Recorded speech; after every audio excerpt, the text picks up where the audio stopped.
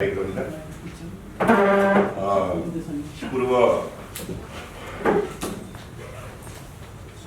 प्रधानमन्त्री बाबुरामजी हुनुहुन्छ। उहाँभन्दा पनि एउटा लामो इतिहास छ जगन्नाथ ढुङ्गाना। यो फर्मल कार्यक्रम भएको हुनाले जसले 15 साल नै मैले जीवनीहरू पढ्दै थिएँ। 15 सालमै तपाईँको मोर्चा सम्हाल्नु भएको थियो यो संसदीय निर्वाचन। त्यति बेलाको युवा अवस्थाबाट आज हामीहरूको बिचमा तपाईँ हामी युवा त्यो अनुभव 15 साल भनेपछि अब त्यो 7 सालदेखिको जहाँ मेरो त्यो जन्मकै कुरा थियो 15 सालको म जन्मिएको थिएँ। मैले यो यथार्थ भनेको कुनै बढी चढाएको होइन। एउटा मान्छे लिभिङ इतिहास हुन्छ। दमन दाइलाई म त्यसरी राख्दछु। आज हामीहरूको बिचमा हुनुहुन्छ। अब बाबुरामजीले नेपालको एउटा प्रगतिशील पक्षलाई अगाडि लाने सवालमा 47 सालको संविधानपछि पनि आफ्नो ठुलो विमति राख्नुभयो। मैले प्रत्यक्ष पनि सुनेको छु। भारतको संविधान सभा पनि संविधान सभा होइन भन्ने होइन, त्यसलाई संविधान सभा भन्न सकिँदैन। हाम्रो यो 47 सालको संविधान पनि संविधान सभा होइन भन्ने एउटा मत राख्दै, तर आफूको एउटा कोअर्डिनेटर टिमको चाहिँ अध्यक्ष भएर स्टियरिङ चलाउने एउटा अध्यक्ष भएर निर्वाचनमा 48 सालमा प्रगतिशील पक्षहरूलाई एक ठाउँबाट आउनुभयो। त्यसमा त्यो एउटा पक्ष छँदैछ। त्यसपछि 52 सालबाट राजनीति गरेको तपाईँहरूलाई, त्यसपछि प्रधानमन्त्री हुनुभयो। एउटा राजनीतिक फ्रन्टमा अगाडि आउनुभयो। अगाडि आइसकेपछि अब अगाडि नै हिँड्नु भएको छ। कसैको अधीन र आधिपत्य र मसल, म खास गरेर त्यो कुरा निवेदन मसलको अधीनमा विचारहरू हुँदैन भन्दै गर्दाखेरि मेरो गुरु हुनुहुन्छ भुवन ढुङ्गाना। तपाईँहरू यहाँ महिला पनि हुनुहुन्छ र संविधान सभाको अध्यक्ष हो। एउटा म पछि पनि मिल्ला जहाँ पनि मिल्छ दमननाथ ढुङ्गानाजीको आधा भाग हुनुहुन्छ म्याडम। मेरो मलाई अङ्ग्रेजी उहाँले पढाउनु भएको प्रतियोगिता भन्ने एउटा पुस्तक हेर्नुभयो भने त्यसको एउटा निचोड छ। महिला र पुरुषको सर्कल त सबै छ, सबै उहाँले लेख्नु भएको छ। मान्छेले किन आत्महत्या गर्छ अरे भने मान्छेले देहले आत्महत्या गर्ने होइन कि मान्छे विचार सकेपछि आत्महत्या गर्छ। उहाँको बडा त्यो पुस्तकको अहिले नयाँ प्रकाशित बडा सानो छ, महँगो पनि छैन, सानो छ। त्यो पुस्तक पढ्दाखेरि हाम्रो जिनदेखि लिएर उहाँले लोग्ने मान्छे, स्वास्नी मान्छे, त्यसपछिका मान्छेहरू खोज्नु भएको छ, त्यसपछिका विचारहरू खोज्नु भएको छ। मलाई साह्रै घट लाग्यो भने मैले अघि भन्न पाइनँ र मैले कुनै यसलाई गरेँ। त्यो हेर्नुहोस् होइन, त्यो पुस्तक एउटा पुस्तकले एउटा कुराहरू थियो। ठुला दार्शनिकका पुस्तक मात्रै पनि आवश्यक होइन। भुवन ढुङ्गाना आफै पनि ढुङ्गाना म्याडम आफै पनि दार्शनिक हुनुहुन्छ। यति कुरा। त्यसकारण अब मान्छे तपाईँको आत्महत्या गर्ने कि नगर्ने भन्ने कुरा छ। अहिले म यहीँबाट सुरु अहिले आत्महत्या गर्ने कि नगर्ने भने विचार तपाईँले सक्ने कि नसक्ने। तपाईँलाई जुन life, liberty and pursuit of justice भनेर भन्यो, तपाईँले त्यो न्याय नपाउन्जेलसम्म तपाईँ हिँडिराख्ने हो। न्याय कहिले पनि पूर्ण हुँदैन, तर हिँडिराख्नु पर्दछ भन्ने मेरो धारणा। त्यसकारण तपाईँ र म चाहिँ यहाँ सानो छौँ, हामीलाई मसल चाहिँदैन। प्रधानमन्त्रीसँग धेरै मसलहरू जम्मा गर्नु होला। मसलले जित्दैन होइन। ट्रम्पले जितेर मसल लगेर भत्काउन खोजेको थियो नि, घर जितेर जित्दैन। संविधानमा छँदै छैन। 2000 चोटि भन्छन्, 10,000 चोटि भन्छन् प्रधानमन्त्रीज्यू। त्यो हुन्छ? यो प्रश्न छ क्या। प्रश्न यति क्रिस्टल क्लियर हुन्छ नि, जस्तो तपाईँको क्रिस्टलहरू क्लियर हुन्छ त्यस्तो कुरा छ। यसमा पनि हामी जस्तो साथीलाई छोडेर प्रधानमन्त्रीज्यू किन हिँड्नु भएको छ? हामी जस्तो साथीलाई छोडेर प्रधानमन्त्रीजी त्यो पदका मान्छेहरूलाई वरपर राखेर केही खाइराखेका मान्छेहरूलाई वरपर राखेर किन हिँड्नु भएको छ मलाई बडा अचम्म लागेको छ। हिजो पनि प्रधानमन्त्रीका हामी साथ दियौँ, आज पनि प्रधानमन्त्रीका हामी साथ दियौँ, हामी संविधानको साथ दियौँ। हामी संविधानको सेवक हौँ, मान्छेको नोकर होइन। We don't want to be the तपाईँको servant of any prime minister. We just want to serve our constitution through the constitution. यो मेसेज। अब म यति मैले त्यस कारण विचार हेर्नुहोस्, यिनले के गर्छन् कसो गर्छन् केही पनि गर्न सक्दैन। अब म कहाँबाट सुरु गर्छु? 1 मिनट नटिक्ने यो राष्ट्रपतिको विकेट। पहिला प्रधानमन्त्री 76-1 को हुन् कि 76-2 को यति त थाहा छैन। 76-1 भनेको एउटै दलले जितेको हो भने एक हेर्नुहोस् है, यहाँ आज कसैले पनि नभनेको कुरा यहाँहरूलाई म तपाईँहरूलाई भन्छु, जो बहसको लागि हामीहरूले तयारी गरिरहेका। 76-1 भनेर भनेको चाहिँ एउटै दलले जितेर प्रधानमन्त्री भयो भने हुने हो भने एक्लैले नेकपा एमाले अलग्गै लडेको, नेकपा माओवादी अलग्गै लडेको, नेकपा एमालेको एक्लैको 145 जनाको बनेर सांसद, यिनको जम्मा 128 जना बन्यो। कसले समर्थन गर्यो? पुष्पकमल दाहाल प्रचण्डले गर्नु। यहाँ राजनेताहरूले पनि विचार गर्नुपर्ने कुरा। उहाँले सुमेर सही गरेर पठाएपछि 2 दलको सही गरेर राष्ट्रपति कहाँ गएपछि अब बहुमत हो। त्यो भनेको 176 को 2। विभिन्न दलहरू मिलेर चाहिँ भनेको प्रधानमन्त्री 76 को 2, एउटै दलको मिलेको चाहिँ कति? 1।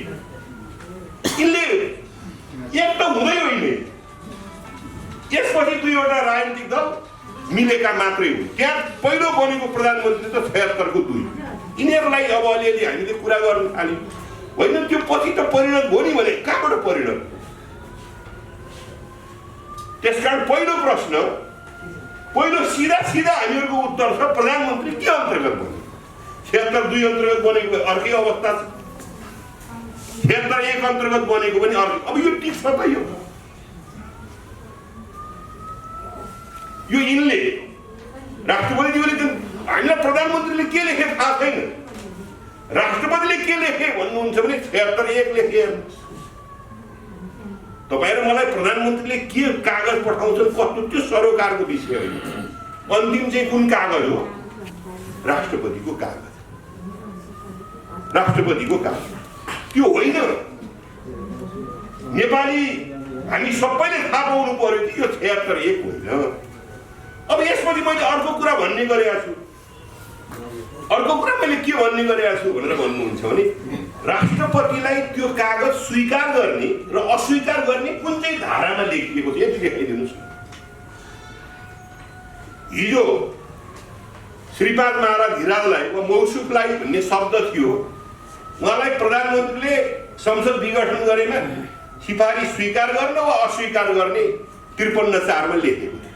आज कहाँ चाहिँ लेखेको छु कागज स्वीकार गर्ने वा अस्वीकार गर्ने?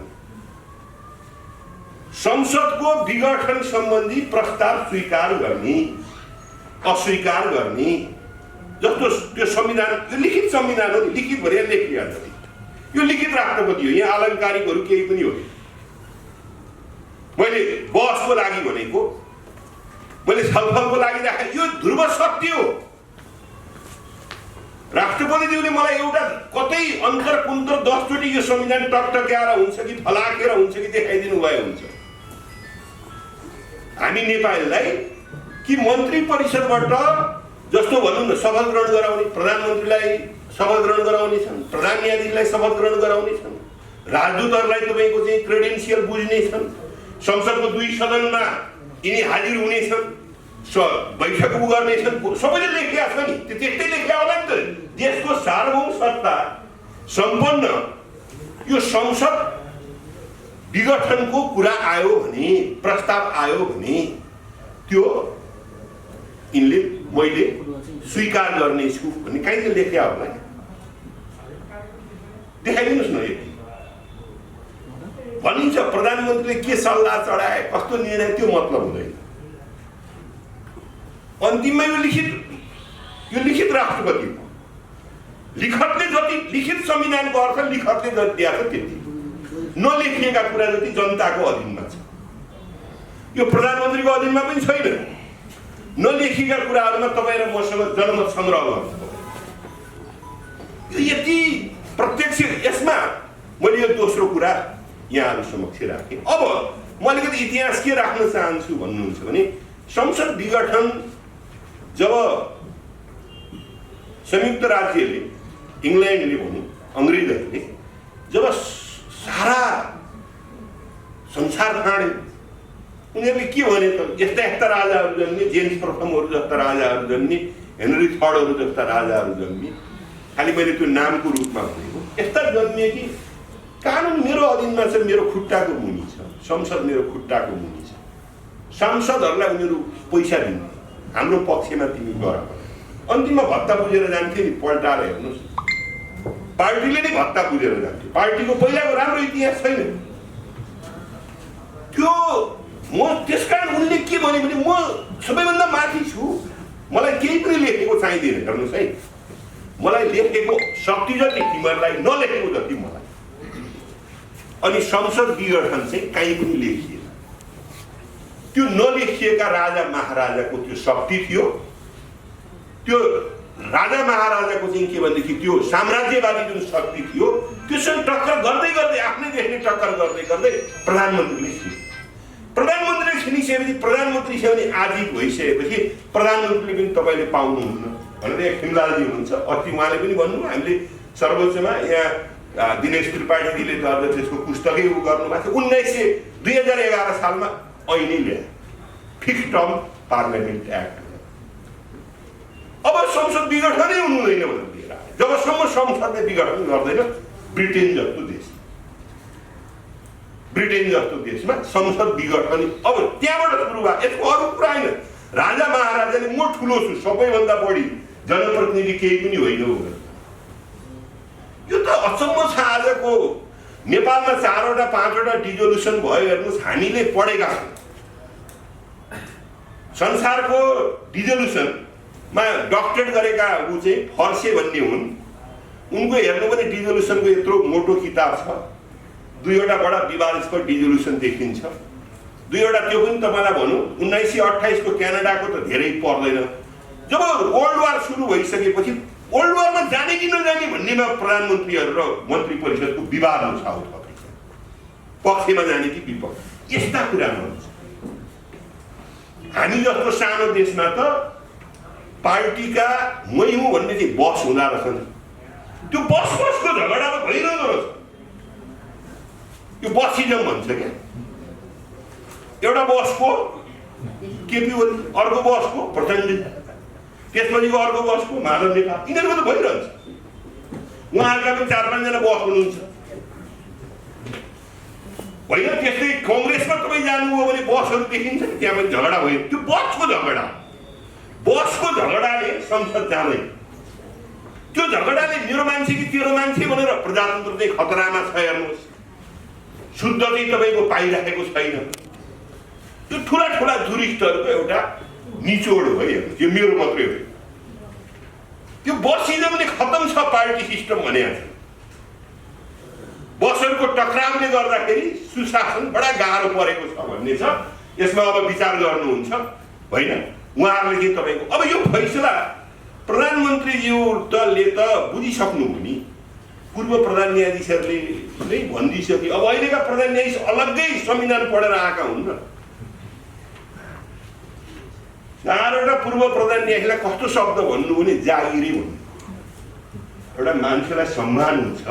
यो देशको सम्मानित पद चाहिँ राष्ट्रपति र प्रधानमन्त्री मात्रै हो त। एउटा तपाईँ हामीले यसो विचार गर्नु न।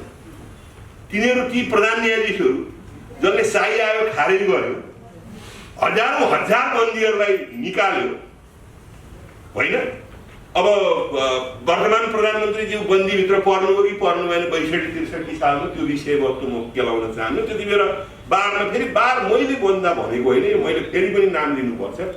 दमननाथ ढुङ्गाना, कृष्णप्रसाद भण्डारी, निलाम्बर आचार्य, यहाँ केही मानिसहरू अगाडि नउभिनु भएको भए त्यो प्रतिनिधित्व गर्ने बार हेर्नु आएको छ। बाहिरबाट सांसदहरूको डेलिगेसन आएको छ। म जस्तो खुसीले के तपाईँको अनुहार देखाउने। तर we have the statute like के भनेदेखि दमननाथ ढुङ्गाना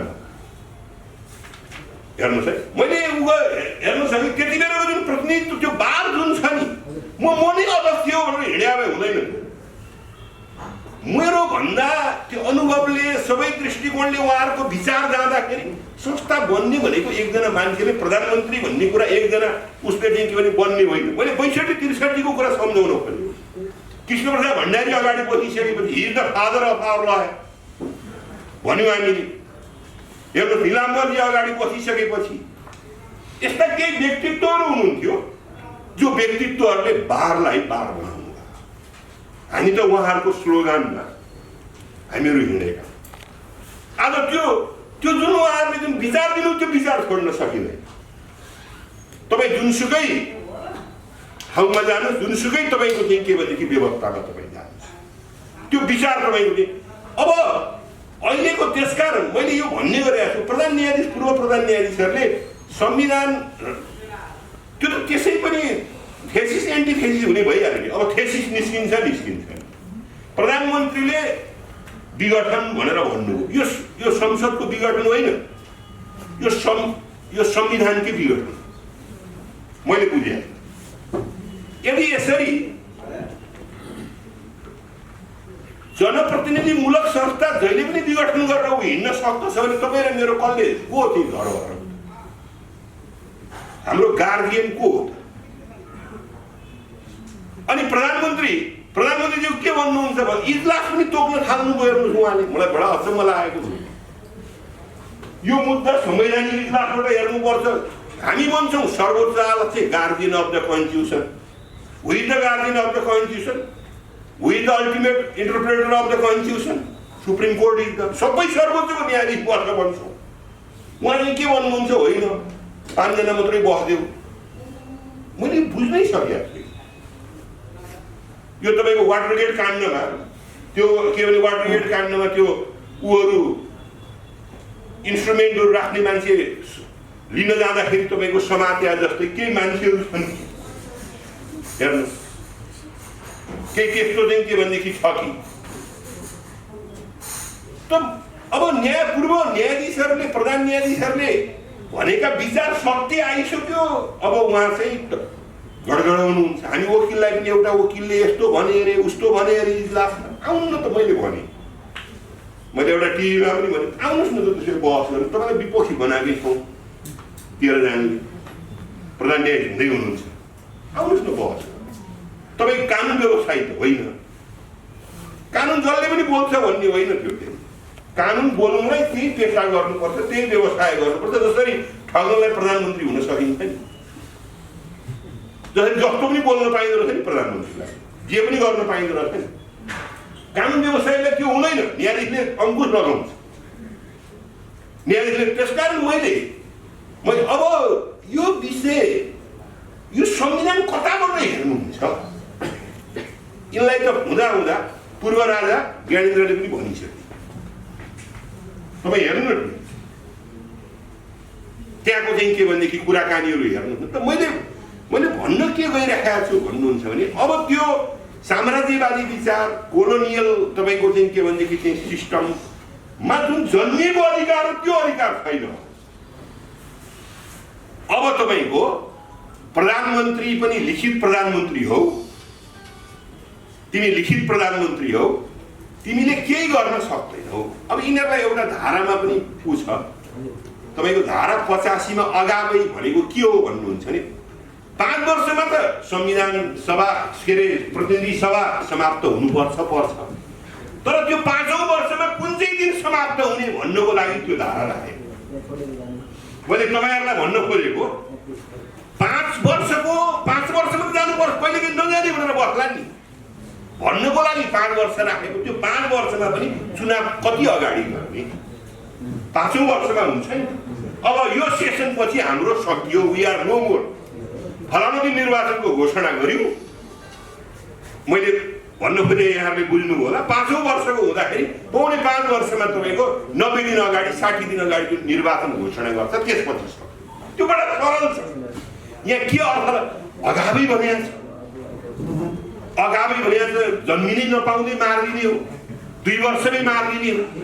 प्रधानमन्त्रीको निकै खल्तीमा चाहिँ तपाईँको मैले खालि केही धाराहरूमा विवाद भएको हुनाले मैले तपाईँहरूलाई भन्न खोजेको बस त्यहाँ के भन्ने अगावै भनेको 5 वर्षमा चाहिँ स्वतः जान्छ। अगावै त्यो 5 वर्षको अगावै भने चाहिँ 5 वर्षभन्दा अगाडि तपाईँ जुन 5औं सेसन गर्नुहुन्छ त्यो 5औं सेसनको दिन तपाईँले डिक्लेयर गर्नुहुन्छ यो दिन हामी निर्वाचन गर्दैछौँ। बडा आनन्दमय तरिकाले। फेरि निर्वाचन यस्तो होइन यस्तोमा भनिन्छ हेर्नुहोस् प्रधानमन्त्रीले बोलाउने बित्तिकै निर्वाचन हुने कस्तो कानुन छ त्यो निर्वाचन कानुन उनले आऊ जनमत लिन त्यो निर्वाचन सम्बन्धी कानुनहरू छ कि संविधानहरू छ कि प्रधानमन्त्रीले बोलायो आखडामा फुट जानुपर्ने कुस्ती खेल्न प्रधानमन्त्री नबोलाउन्जेलसम्म चो लागेर तपाईँको दर्शक भएर बस्नुपर्ने। त्यसकारण अरू पनि धेरै वक्ताहरू हुनुहुन्छ मेरो यहाँहरू समक्ष अहिले राष्ट्रलाई बिस्तारै बिस्तारै एउटा मसलमा विभाजन गर्न खोजिँदैछ। एकतर्फ पनि विचार गर्नु होला। यो विभाजित भयो एउटा इजमको पछाडि होइन कि मान्छेको पछाडि।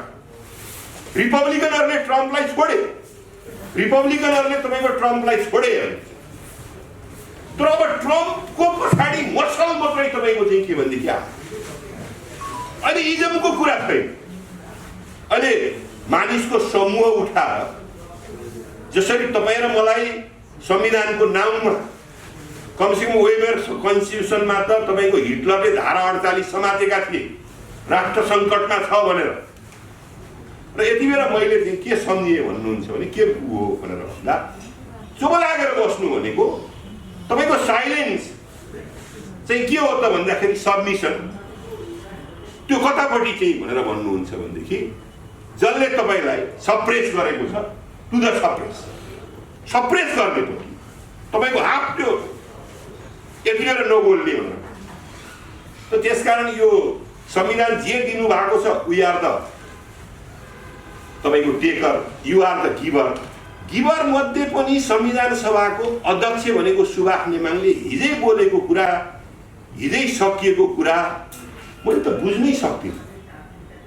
त्यो जुन संस्था हो संविधान सभाको एकचोटिको सदस्य सधैँको सदस्य हो। संविधान सभाको अध्यक्ष अनवरत अध्यक्ष उहाँ कतापट्टि हुनुहुन्छ भन्ने होइन हेर्नुहोस् कि त्यो मान्छे पदमा जानु हुँदैन पद लिनु हुँदैन। तपाईँले पद लिने हो भनेदेखि त्यो पदले केही फन्डामेन्टल मोरालहरू माग्दछ त्यसका नैतिकताहरू माग्दछ त्यसका चरित्रहरू माग्दछ।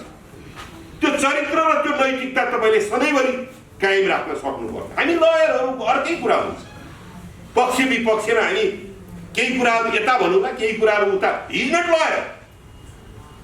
उहाँले संविधान सभाको अध्यक्ष भएर पढेको संविधान हो त्यति बेला के भन्नुभयो फैसला त गरिसक्यो संविधान सभाको अध्यक्षले। अब फेरि सर्वोच्च आफूले अर्को लेख्छ अर्को भन्छ कस्तो त्यहाँ अर्को भन्ने प्रकारका अर्को संविधान कुन हेरेर बसेका छन् र। त्यसै कारणले गर्दाखेरि मलाई बोल्ने मौका दिनुभयो बोलाउनु भयो। कहिलेकाहीँ तपाईँको त्यो नयाँ कुरामा जानु पर्यो भने संसद आफैले हामी यस्तो कुरा चाहिँ नयाँ गर्न गइरहेका छौँ भनेर आफूले तपाईँको माग राखेर आफू विघटन भएर जान सक्दछ त्यसको अर्को प्रक्रियामा जाउँला। तर जे भए पनि अध्यक्ष धमलाजीले जुन यो अहिलेको उसमा चाहिँ मान्छेले विचार गर्न दिनु हुँदैन तपाईँले विचार गर्न दिनु भएन यति हो। आत्महत्या अरूले गर्यो होला अरूले गर्छन् अनि त्यो शब्दलाई बाबुरामजीले बिर्सिनु भयो होला। कति मान्छे तपाईँको चाहिँ के अरे मलामीले नगर्नुहोस् न कति मान्छे जीवित छन् त्यो हेर्नुहोस् न। अहिले मलामी जाने उहाँले एउटा चाहिँ भन्नुभएको थियो उहाँहरूको पार्टीमा विग्रह हुँदाखेरि जाँदाखेरि त्यो शब्द बडा मलाई उल लागेको। म आफू म यो शब्द भन्दिनँ। त्यो मलामी जानेको तपाईँको पार्टी त सानो बोली भनेर उहाँलाई सोद्धा बिर्सिनु भयो होला उहाँले 49-50 सालतिरको कुरा हो। त्यो मलामी जानेको सङ्ख्या नगर्नुहोस् न अहिले मसँग भइरहेका जीवितको सङ्ख्या हेर्नुहोस् न भनेर। त्यस कारण मैले सम्झाइदिएको बाबुलाई सम्झाइदिएँ यो संविधान त्यसरी मलामी पनि जाँदैन कसैको आदेशले तपाईँको मर्दा पनि मर्दैन। यो हुँदै नभएको कुरा छ कसैले भन्छ भने विचार त कसरी मर्ला र हो। मान्छेले राष्ट्रसँग त विद्रोह गर्छ त्यत्रो विद्रोह गर्ने मान्छेहरू यी जीवित हुनुहुन्छ होइन भने त्यति सजिलै कुनै धम्की पनि होइन के जे छ श्रीमान त्यही लेखिदिनु भनिदिनुहोस् भन्नलाई पनि धेरै ढिलो भइसक्यो विदिन ए फ्र्याक्सन अफ मिनटमा यी प्रधानमन्त्रीको बेस्ट शक्ति मित्र हामी नै हो। फेरि प्रधानमन्त्री आफै प्रधानमन्त्री हुनुहुन्छ। अहिले उहाँको दलमा अर्को प्रधानमन्त्री पनि दावा छैन, केही पनि छैन। त्यो बकम पुसेको पार्टीमा के हो त्यो मतलब हामीलाई छैन।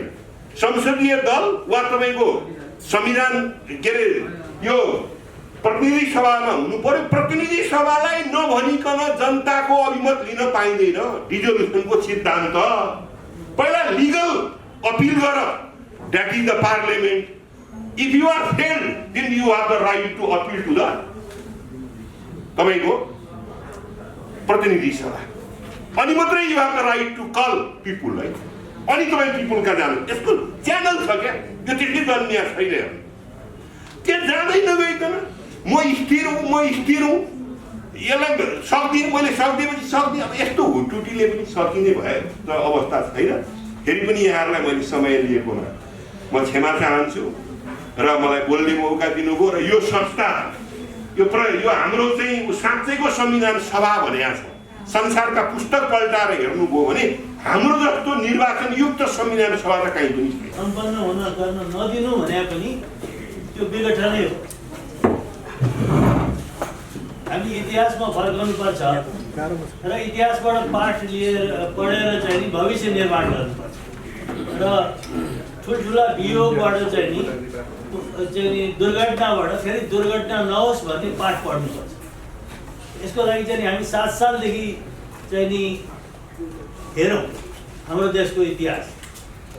यो जनताको प्रतिनिधि संस्थालाई चाहिँ नि सहयोगै छैन कुनै पनि शासकले। किन आजको इतिहास 70 वर्षको कसैले पनि सहयोग छैन।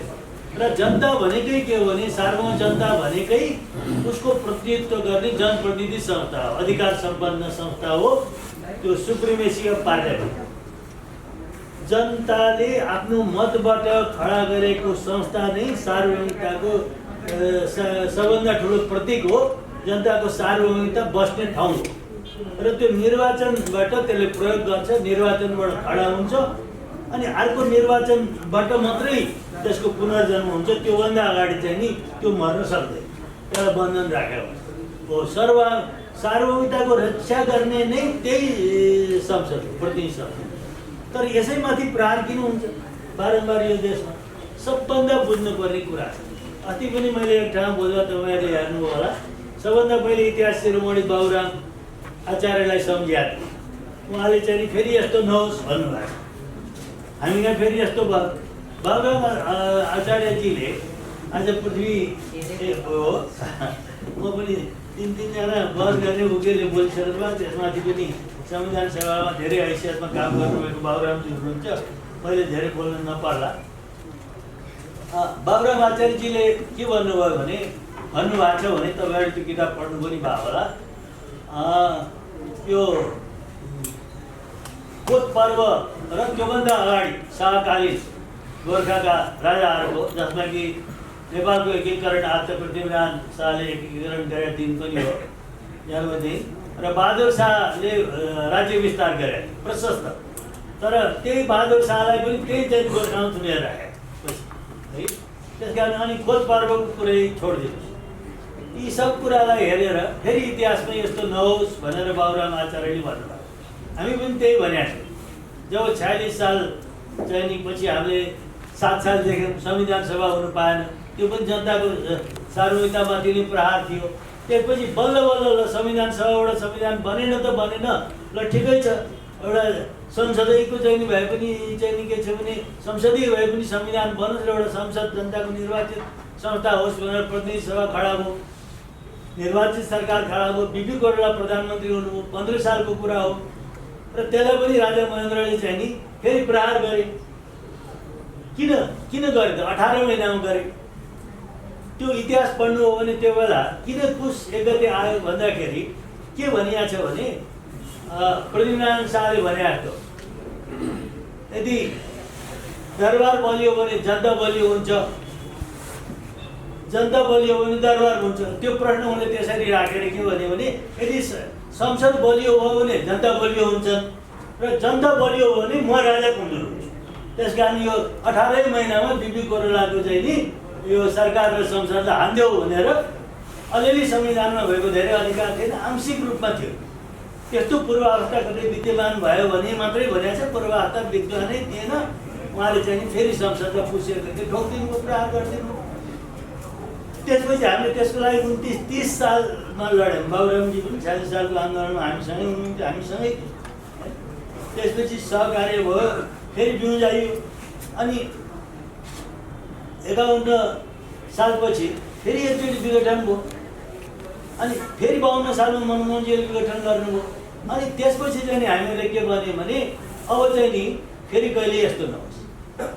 अब चाहिँ नि राजालाई पनि हामीले चाहिँ नि के भन्यो भने यदि तिमी चाहिँ नि राजा भएर बस्ने हो भने यो संसदभित्र बस, होइन भने नबस जाऊ भनेर भन्यो। र यही अङ्ग्रेजीमा भन्छ नि कम्प्याटिबिलिटी। यदि जनताको सर्वोच्च संस्था प्रतिनिधि सभा र राजा मिलेर बस्न सक्दैनन् भने चाहिँ के छ भने जनता रहन्छ, जनताको संस्था प्रतिनिधि सभा रहन्छ, त्यो तर तिमी रहँदैन भनेर हामीले त्यो 46 सालपछिको चाहिँ नि त्यो 50 को दशकमा हामीले भन्यो। र फेरि पनि राजा चाहिँ नि जनतासँग संसदसँग मिलेर बस्न सक्दिन भन्ने देखाए, राजा गए। त्यसकारण यो बारम्बार यो देशमा किन चाहिँ नि यो जनताको सार्वभौम जनताको प्रतिनिधि सभा माथि मात्रै प्रहार भइरहेको छ? मलाई लाग्छ सबभन्दा यो प्रश्नको हामीले खोजी गर्नुपर्छ। अहिलेको नवयुवकहरूले, जागरुक नागरिकले। र फेरि यो हुँदैन नभन्नुहोस्, यो भविष्यमा पनि भइरहने यो ठुलो बिउ भएको छ। 70 वर्षको इतिहास रहेछ। जनतालाई बलियो हुन नदिने, जनताको प्रतिनिधि सभालाई बलियो हुन नदिने, संस्थाहरू बलियो हुन नदिने, कानुनी राज हुन नदिने। त्यसको मतलब के भने राजनीतिक स्थायित्व हुन नदिने, देश विकास हुन नदिने, जनता मिलेर बस्न नपाउने, जहिले पनि कलह हुने, जहिले पनि चाहिँ द्वन्द्व र चाहिँ युद्ध र अशान्ति भइरहेको। यो किन भइरहेको छ? हाम्रा धेरै ठुल्ठुला बलिदान गरेका नेताहरू छन्। अहिलेकै प्रधानमन्त्री पनि बलिदानमा त कम होइन, उहाँले धेरै दुःख पाएर सेन्ट्रल जेलमा बस्नुभएको हामीलाई नै थाहा छ। त्यस कारण बलिदान गरेर पनि हुँदो रहेछ, बुद्धि पनि चाहिँदो रहेछ। अनि बलिदानमा हुनुहुन्छ। मैले 1 नम्बरको मार्क कसैलाई दिनुपर्छ भने यो देशमा गणेशमानजी पछि म यो केपी ओलीलाई पनि दिन्छु। तर बुद्धिमानमा कति दिनुपर्छ तपाईँहरूले बुद्धिको कुरा चाहिँ नि मार्क्स दिने लकडाउनको हुन्छ नि, 5 मार्क दिने कि कति दिने त्यो तपाईँहरूलाई छोडिदिन्छु है। बलिदानको कुरामा त 1 नम्बरको मार्कमा ओलीलाई नै दिन्छु। तर के हुँदो रहेछ भने बलिदानले पनि हुँदो रहेछ। त्यो बलिदान केका लागि भएको? जनताको लागि, देशका लागि, कम्युनिस्ट क्रान्तिका लागि होइन, श्रमिक मजदुरको चाहिँ हित कल्याण मुक्तिका लागि भयो त। बलिदानले पनि केही हुँदैन। सबभन्दा चाहिने कुरा के रहेछ भने चरित्र, देशभक्तिपूर्ण चरित्र। र देशभक्ति पनि एउटा सानो सामान्य कुरा हो, परिजीववादी कुरा।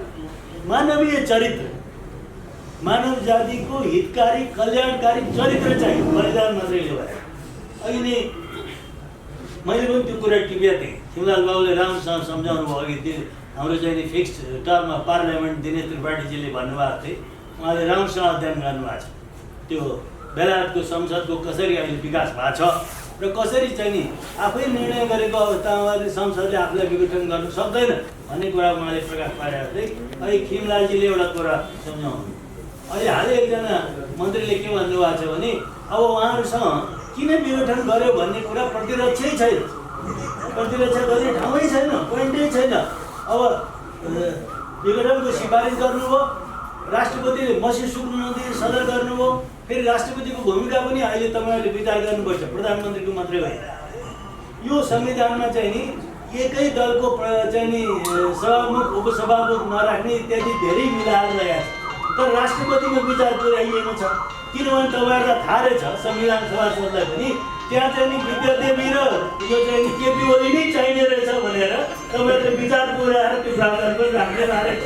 सबै ठाउँमा बन्नुहुन्छ, त्यहाँ पुरुष या महिला या एउटा उपाध्यक्ष तर त्यो राष्ट्रपति र चाहिँ केपी ओलीकोमा चाहिँ छैन है। त्यो किन चाहिँ अब त्यो संविधान सभाका सदस्यहरूले त्यसको जवाब दिनु होला होइन।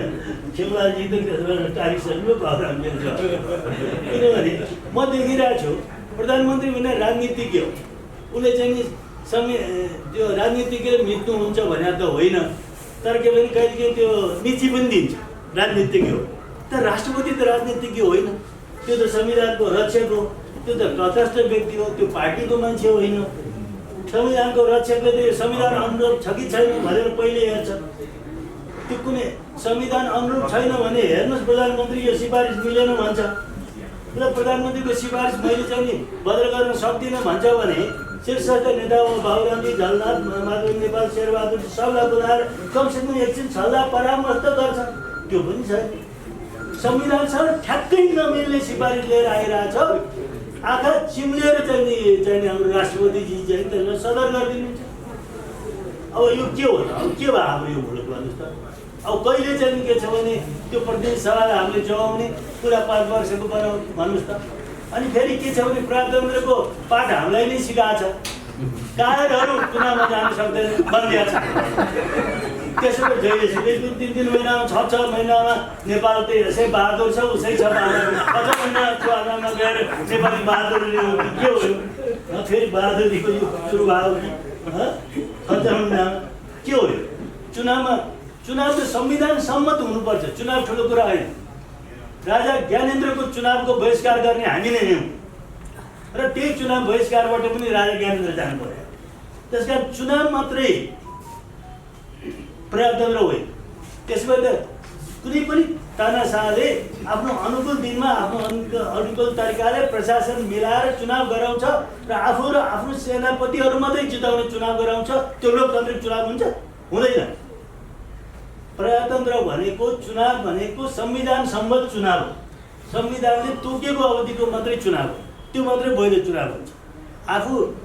आफूलाई असिलो पर्यो भने चुनावमा जाऊ, तिमीहरू कहाँ रहो भन्ने पाइन्छ।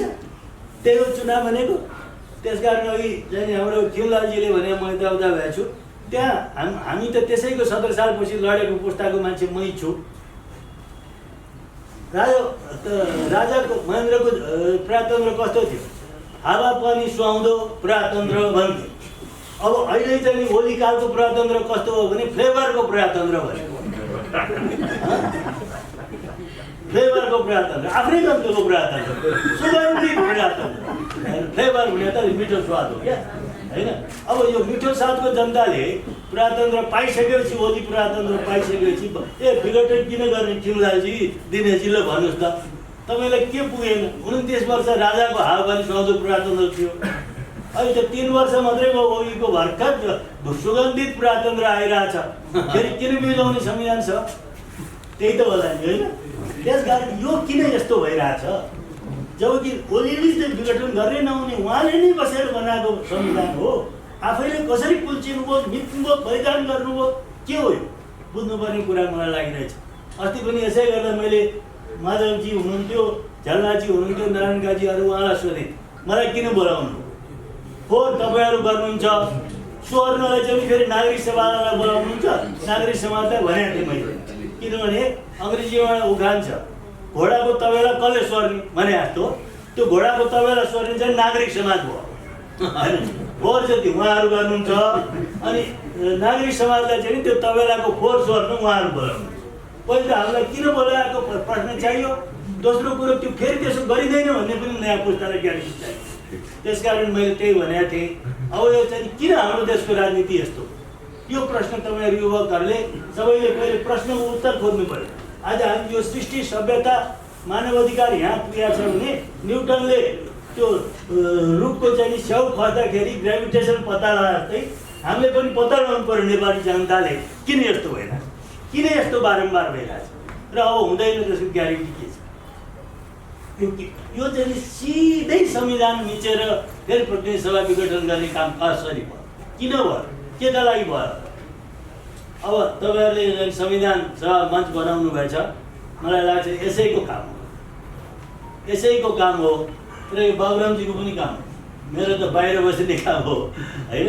उहाँ त संविधान सभा भन्नेमा मान्छे मात्रै दुईजना, फेरि दुईजना मान्छे मध्ये उहाँ र म पनि एउटा हुँ, फेरि सधैँ संविधान सभा भनेर हिँड्ने मान्छे। बाबुरामजी पनि हो, म पनि। तर के छ भने मलाई त्यो बेला तल संविधान सभामा जानु परेन भनेर साथीहरूले भन्थे। मलाई के दुःख पनि लागेको थियो, संविधान सभाको म सदस्य भएन। तर केही मेरा हिमाली साथीहरूले के भने भाग्यमानी रहेछस्, तँ त यस्तो संविधान सभामा पुगिनस् भने अहिले म ढुक्क पनि हुँदैछ, भाग्यमानी त गइरहेछ भने जस्तो लाग्यो क्या। यो संविधान सभाले वास्तवमा संविधान बनाएकै होइन। बनाएको भए ओलीजी कसरी जन्माए? संविधान सभाले ओली जन्माउने संविधान सभा हुन्छ?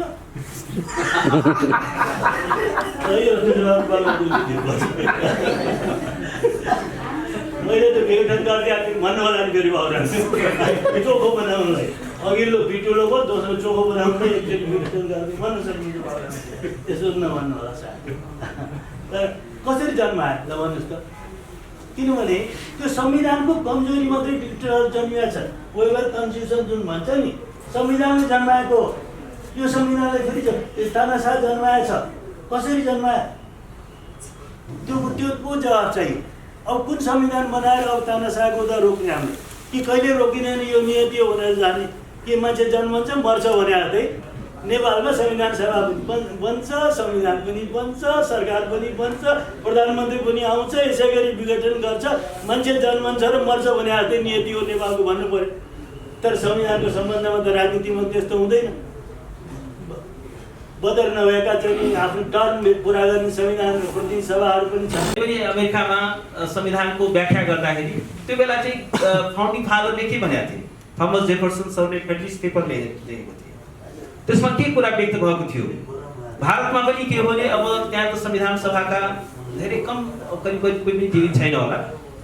त्यहाँ पनि त्यसरी कन्स्टिट्युन्ट एसेम्ब्लीमा त्यसको के डिबेट भएको थियो त्यो कुरालाई हेरिन्छ।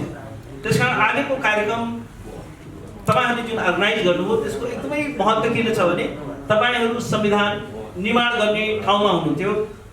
त्यसको साक्षी मात्र होइन, तपाईँ त्यसको पार्टिसिपेन्ट पनि हो, त्यसको त्यो अवधारणा व्यक्त गर्ने व्यक्तिहरू हो। त्यसकारण तपाईहरूको जुन भनाइ, तपाईहरूको चाहिँ के छ भने ओपिनियन चाहिँ के छ भने यो अदालतको लागि पनि चाहिँ के हो भने त्यो एउटा रेफरेन्स मेटेरियल हुन्छ, त्यो रिसोर्स पर्सन हो। अहिले पनि चाहिँ के छ भने संसारभरि जहाँ कन्स्टिट्युन्ट एसेम्ब्लीले संविधान बनाएको छ त्यहाँ मगाइन्छ के थियो यो संविधानको यो धाराको पछाडि कन्स्टिट्युन्ट एसेम्ब्लीमा के डिबेट भएको थियो। दक्षिण अफ्रिकामा जानुहोस् त्यही हुन्छ, हाउस त्यो कोर्टले कन्स्टिट्युसन कोर्टले मगाउँछ के भएको थियो डिबेट, यो धारा कसरी लेखिएको थियो, किन लेखिएको थियो, यसको पछाडिको राजनीति के हो भन्ने कुरा चाहिँ मगाइन्छ। त्यसकारण के छ भने आजको यो कार्यक्रमलाई मैले एउटा ऐतिहासिक महत्त्वको कार्यक्रमको रूपमा लिएको छु। र किनभने प्रतिनिधि सभा विघटन गरिएको छ र अघि शम्भुजीले एकदम राइटली पोइन्ट आउट गर्नु कि यो प्रतिनिधि सभाको मात्र विघटन होइन, अब नेपालमा लोकतन्त्रको विघटन भइसक्यो। नेपालमा अब यो संविधानलाई नै विघटन गर्न खोजिँदैछ। संविधानको मुटुमाथि प्रहार गरिएको छ, संविधानको आत्मामाथि प्रहार गरिएको छ, संविधानको किडनी नै फेल गराउन खोजिएको छ।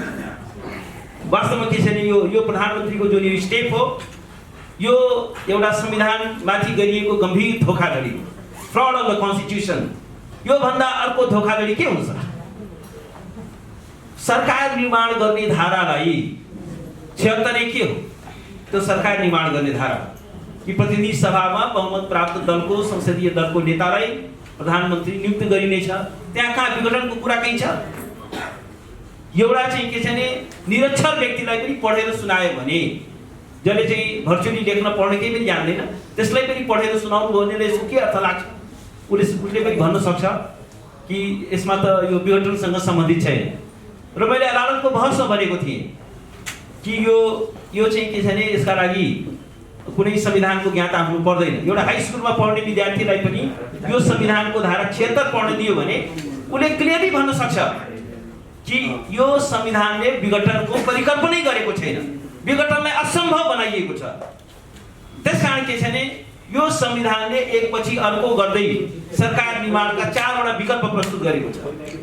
बहुमतको सरकार, कोलिसन गभर्नमेन्ट, लार्जेस्ट पार्टीको सरकार र एउटा वास्तवमा नेपालको संविधानमा त्यो एउटा बुझ्न सकिन्छ कि संविधान सभाले कुनै पनि हालतमा विघटनै हुन नसकोस् भनेर एउटा व्यक्तिको सरकार। कहिलेकाहीँ के हुन्छ भने पार्लियामेन्टमा एउटा यस्तो यस्तो चाहिँ करिस्मेटिक व्यक्ति हुन सक्छ हाम्रो गणेश मानजी जस्तो, जसले के भन्छ भने I can command the confidence of the house, I can manage the majority in the house, त्यसमा मलाई पनि अवसर देऊ। उसको पनि सरकार बन्न सक्छ। हेर्नुहोस् है, प्रतिनिधि सभाले एकपछि अर्को गर्दै संविधानले एकपछि अर्को गर्दै कसरी प्रतिनिधि सभाको विघटनलाई असम्भव तुल्याएको छ। त्यसकारण संविधान चाहिँ स्पष्ट छ। 76(5) को जुन बन्दोबस्त हो त्यो चाहिँ त्यो असम्भव, त्यो वास्तवमा एउटा अपवादको बन्दोबस्त हो, एक्सेप्सन अफ द एक्सेप्सन हो। त्यो त्यहाँ उसले एउटा चाहिँ के छ नोट पठायो क्विनलाई र के भन्यो भने हर मेजेस्टीले के छ तीन चारवटा आधार दियो, त्यसलाई के छ भने ड्यासविल क्यानन भनेर भनिसके डिस्ट्रिब्युसनमा। पछि त्यो फिस्ट पार्लियामेन्ट एक्टमा पनि आयो। अब जुन हामी प्रधानमन्त्रीले भङ्ग गर्न पाउँछ त्यो होइन। त्यो त्यसमा के भन्यो भने त्यसमा करिब करिब यिनै कुराहरू भनिएको छ कि यदि यो नेसनल इन्ट्रेस्टको खिलाफमा हुन्छ, यसले राजनीतिक अस्थिरता ल्याउन सक्छ, नेसनल इकोनोमीमा चाहिँ के छ भने बर्डनसम्म हुन सक्छ, किनभने सेकेन्ड वर्ल्ड वार भएको छ, बेलायतको इकोनोमी पनि ट्याट पल्टिएको छ। यस्तो यस्तो स्थितिमा चाहिँ के छ भने अटोमेटिक डिस्ट्रिब्युसन चाहिँ के छ भने क्विनले गर्नु हुँदैन भनेर उसले दिएको। र एउटा कुरा अर्को म के भन्न चाहन्छु भने अहिले वास्तवमा के छ भने यो प्रतिनिधि यो चाहिँ निर्वाचन चाहिँ गराउनको लागि यो विघटन भएको होइन। नेपालमा हामी एउटा अनुभवबाट गुज्रिसकेका छौँ। सशस्त्र द्वन्द्वको दौरानमा प्रतिनिधि सभा विघटन गरियो र कुनै निर्वाचन हुन सकेन र त्यो संविधानै तिरोहित भयो। तिरोहित भएको हो कि होइन हामी सबैलाई थाहा छ, हामी सबै त्यसको साक्षी छौँ। अब चाहिँ के छ भने 10 वर्ष लगाएर संविधान बनाउने, 3 वर्षमै त्यसलाई स्वाहा गर्ने। त्यो बेला सशस्त्र द्वन्द्वको कारणले चुनाव हुन सकेन। अहिले कोभिड त्योभन्दा पनि खतरनाक बिमारी आएको छ। अब चाहिँ के छ कोभिडको दोस्रो कोभिड थर्ड वेभ अब आइसक्यो। जब यहाँ निर्वाचनको प्रक्रियामा हजारौंको संख्यामा रैली निस्किएर घर दैलो कार्यक्रम होला, एकै दिनमा लाखौं संक्रमितहरू हुने स्थिति खतरा हुन्छ र नेपालको चाहिँ के छ इकोनोमी, नेपालको हेल्थ सिस्टम समाप्त हुन सक्छ र त्यस्तो बेलामा चाहिँ के छ नि हेल्थ इमर्जेन्सीको बेलामा इलेक्सन हुन सक्छ। र एउटा कुरा के छ भने जुन प्रधानमन्त्रीले यति कपटपूर्ण तरिकाले, यति धोखाधडीपूर्ण तरिकाले संविधानमा हुँदै नभएको अधिकार प्रयोग गरेर को दाबी गरेर जसले प्रतिनिधि सभा विघटन गर्छ, त्यसले 4 महिनापछि चुनाव गराएर कोही मान्छे दङ्ग परेका छन् कि चुनाव गराएर हामी चाहिँ प्रधानमन्त्री हुन्छौँ, केही हुनेवाला छैन। जुन प्रधानमन्त्रीले यति कपटपूर्ण तरिकाले काम गर्न सक्छ त्यो प्रधानमन्त्रीले 4 महिनापछि चुनाव गराएर चाहिँ सत्ता हस्तान्तरण गर्छ, यो भ्रममा कोही छ भने त्यो मुक्त भए हुन्छ। नेपालमा एक त चुनाव हुँदैन, चुनाव भयो भने जबसम्म उनले अब आफ्ना मान्छे फिट गरेका छन्, चुनाव एउटै स्थितिमा उहाँले गराउन सक्नुहुन्छ, मुशर्रफको जस्तो चुनाव गराउन सक्नुहुन्छ। मुशर्रफको चुनाव के भएको थियो भने बाकस खोलिएकै छैन, मान्छे भोटमा लाइनमा भोट हाल्न गइरहेछ, उहाँ चाहिँ के छ उहाँको रेडियोले टेलिभिजनले फुकिरहेछ हाम्रो उम्मेदवार चाहिँ के छ फलाना कन्स्टिट्युएन्सीमा 1 लाख मतले चाहिँ जितिसक्यो चुनाव हो। यस्तो खालको, किनभने अब निर्वाचन आयोगदेखि लिएर सबै ठाउँ आफ्नो मान्छे गर्नुभएको छ। त्यसमा यदि मुशर्रफको जस्तो चुनाव गराउन सक्ने उहाँले सबै परिस्थिति सबै चाहिँ होमवर्क गरिसकेपछि चुनाव गराउनु होला। त्यसमा कोही यो भ्रम नबसे हुन्छ कि यो मुलुकमा चुनाव हुन्छ भनेर भ्रम नबसे हुन्छ। त्यसकारण अब के हो भने म त के भन्छु भने अब यो जनआन्दोलन 1 ले एउटा संविधान बनायो, जनआन्दोलन 2 ले बनायो। अब यो संविधानको रक्षाको लागि जनआन्दोलन 3 गर्ने बेला आइसकेको छ। अनि बल्ल यस संविधानका, किनभने पिपुलको जुन सबरेन्टी हो, सबरेन्टी जुन पिपुलमा छ त्यो अपहरित गर्ने प्रयास भएको छ, त्यो दुष्प्रयास भएको छ। संविधानको आत्मालाई कुल्चेर संविधानको आधारभूत मूल्य र मान्यतालाई पराजित गर्ने आज प्रधानमन्त्रीले चाहिँ डिक्टेट गर्छ यो बेन्च चाहिन्छ। त्यो उहाँलाई त के लाग्छ, उहाँले भन्नुहुन्छ र यो हाउस त रेस्टोरै गर्न सक्दैन, उहाँ सुपर जुडिसियरी हो, हि इज अबभ द कन्स्टिट्युसन। संविधानको धारा 128 ले भन्छ सर्वोच्च अदालत संविधानको अन्तिम व्याख्याता हो। अब चाहिँ के छ भने त्यो संविधानको धारा 128(2) लाई खारेज गरेर अब उहाँले चाहिँ के छ भने के भन्नुहुन्छ हैन मैले भन्छु यो प्रतिनिधि सभाको स्थापना हुनै सक्दैन भनेर as if he is a super judiciary and he is the final interpreter of the constitution. यो यत्रो चाहिँ के छ भने यो मुलुकमा अनर्थ हुँदैछ र अब चाहिँ के छ भने प्रधानमन्त्री चाहिँ अब प्रधानमन्त्री हो कि उहाँ चाहिँ नेसनल कमेडियन हो यो कुरा छुट्याउन गाह्रो छ। तर उहाँ बाहिरबाट हेर्दाखेरि कमेडियन देखिनुहुन्छ, तर भित्र उहाँको चाहिँ मस्तिष्क अत्यन्त क्रूर छ, अत्यन्त क्यालकुलेटिभ छ, अत्यन्त खतरनाक छ। उहाँ चाहिँ ठट्याउलेको रूपमा प्रस्तुत हुनुहुन्छ तर उहाँको त्यो व्यक्तित्वको त्यो रियल पर्सनालिटी त्यो हो अत्यन्तै खतरनाक क्रूर र एकदमै कपटपूर्ण चाहिँ उहाँका हरेक कदमहरू छ। धन्यवाद। पनि कोलिसन पार्टनरले समर्थन फिर्ता लिएपछि विश्वासको मत दिन जानु पर्थ्यो। संघीय समाजवादी फोरमले विश्वासको मत फिर्ता लिइसकेपछि उहाँ विश्वासको मत लिन पनि जानु भएन। त्यसो भएको हुनाले त्यो बेलादेखि नै क्वेसनहरू उठेर आएको स्थिति थियो। यी कुरा त संवैधानिक कुरा भए धेरै चर्चा नै भइसक्यो, मैले यसलाई भन्दिनँ। म खालि संविधान निर्माणका बखत संविधानका विभिन्न 11वटा समिति, संवैधानिक समिति सहित 11वटा समिति बने। त्यो मध्येमा शासकीय स्वरूप निर्धारण समितिमा संसदीय प्रणाली र प्रत्यक्ष निर्वाचित राष्ट्रपतीय प्रणाली र अर्को एउटा गरेर 3टा मतको प्रतिवेदन प्रस्तुत भयो। त्यो प्रतिवेदन चाहिँ बहुमत कुनै पनि प्राप्त हुन सकेन। संवैधानिक समितिमा आयो। संवैधानिक समितिले शीर्ष नेताहरूको उच्च विवाद समाधान उपसमिति बनायो। त्यो उपसमितिले एउटा कार्यदल बनायो। त्यो कार्यदलको सदस्यको हैसियतले हामीलाई के जिम्मा दियो त्यो उच्च स्तरीय समिति उपसमितिले भने तपाईँहरूले सहमत गर्नुभयो भने हामी मान्छौँ भन्नुभयो। अनि हामीले शासकीय स्वरूपका बारेमा छलफल गर्यौँ। एउटा विकल्प फ्रेन्च मोडेल, प्रत्यक्ष निर्वाचित राष्ट्रपति, संसदबाट निर्वाचित प्रधानमन्त्री, दुईटाको अधिकार सेयरिङ गरौँ भनेर हामीले एउटा प्रस्ताव त्यो गर्यौँ। त्यसमा लगभग सहमत भएको थियो, तर उच्च स्तरीय समितिले त्यसलाई स्वीकार गरे। नभएपछि फेरि हामीले दोस्रो एक्सर्साइज हामीले के गर्यौँ भने संसदीय व्यवस्थाले अस्थिरता निम्तायो। त्यसकारण संसदीय व्यवस्था जस्ताको तस्तै स्वीकार गर्न सकिन्न भन्ने तर्क रह्यो। अर्को राष्ट्रपतीय प्रणाली भयो भने निरङ्कुश हुन्छ, त्यो पनि स्वीकार गर्न सकिन्न भन्ने तर्क, त्यतिकै बलियो तर्क आयो। आइसकेपछि हामीले बिचमा कम्प्रोमाइज के गर्यौँ भने अस्थिरता अन्त गर्नका निम्ति कमसेकम यो संसदीय प्रणालीमा सुधारिएको संसद बनाऊ, तर अस्थिरता अन्त गर्ने शर्तमा। भनेपछि सुधारिएको संसदीय प्रणालीका 4-5वटा विशेषता हामीले त्यति बेला कोइन गरेका हौँ। पहिलो, अस्थिरता विघटनका कारणले भयो, त्यसकारण प्रधानमन्त्रीले विघटन गर्ने विशेषाधिकार यो संविधानमा रहँदैन भन्यो। एक। दोस्रो, 2 वर्षसम्म अविश्वासको प्रस्ताव राख्न सकिँदैन भनियो। तेस्रो, अविश्वासको प्रस्ताव राखिसकेपछि 1 वर्षसम्म फेरि दोहोऱ्याउन पाइँदैन भनियो। चौथो, 25 जनाभन्दा बढी मन्त्री राख्न पाइँदैन भनियो। यसरी 5औं प्रतिनिधि सभामा पराजित भएको व्यक्ति त्यो प्रतिनिधि सभाको कार्यकालभरि मन्त्री हुन पाउँदैन भनेर यति चिज चाहिँ सुधारिएको संसदीय प्रणालीका बन्दोबस्त हुन् भन्ने ठाउँमा कम्प्रोमाइज भयो र त्यो कार्यदलको प्रतिवेदन थियो। तर त्यो प्रतिवेदन पनि संविधान सभाको म्याद अवधि समाप्त भएपछि त्यसले औपचारिक रूप प्राप्त गर्न सकेन। पछि दोस्रो संविधान सभाका बखत डाक्टर बाबुराम भट्टराई यही हुनुहुन्छ, उहाँले संवाद समिति मार्फत सहमति निर्माण गरेर त्यही चिज चाहिँ यो शासकीय स्वरूपको बन्दोबस्त गरिएको हो। त्यसो भएको हुनाले अहिलेको संविधानमा सरकार गठन गर्ने धारा छ।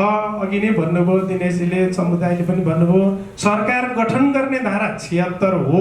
त्यो संसद विघटन गर्ने धारा होइन। 47 सालको संविधानमा मैले अस्ति पनि भनेको थिएँ, यो संसद विघटन गर्ने बित्तिकै दमन दाइले एउटा ट्विट गर्नुभएछ। यस संविधान सल्लाहकारहरूले प्रधानमन्त्रीलाई 47 सालको संविधानको धारा देखाइदिएछन् भनेर बडा अर्थपूर्ण तर मर्ममा प्रहार गर्ने ट्विट गर्नुभएको छ।